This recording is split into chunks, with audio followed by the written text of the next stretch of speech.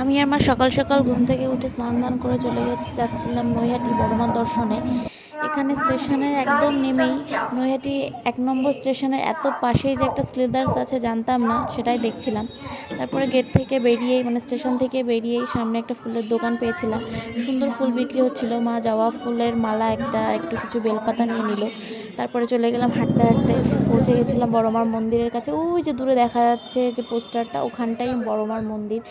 প্রচুর ভিড় ছিল, প্রচুর ভিড়, অসম্ভব ভিড়। ওই রোদ্দুরের মধ্যে প্রায় 2.5 ঘন্টা লাইন দিয়ে আমরা তারপরে মন্দিরের কাছে অবধি পৌঁছেছিলাম। এখানে গরমের মধ্যে কেমন লাগছে গরম? লাইন দাঁড়িয়েছিলাম, মা বলছে এসি লাগানো রাস্তায়, গরম লাগছে না। এখানে আমি আর মা মন্দিরের মধ্যে ঢুকে গেছিলাম। মন্দিরের মধ্যে একটা জায়গা করা যেখানে ঘুরে ঘুরে লাইন দেওয়া যায়। এই যে আমাদের মা, আরেক মা আমার।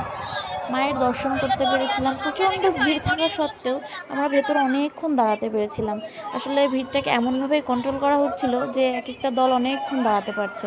অনেক সুন্দরভাবে শান্তি করে মায়ের মুখটা দর্শন করে মনকে শান্ত করে তাই বাড়ি ফিরলাম। টাটা।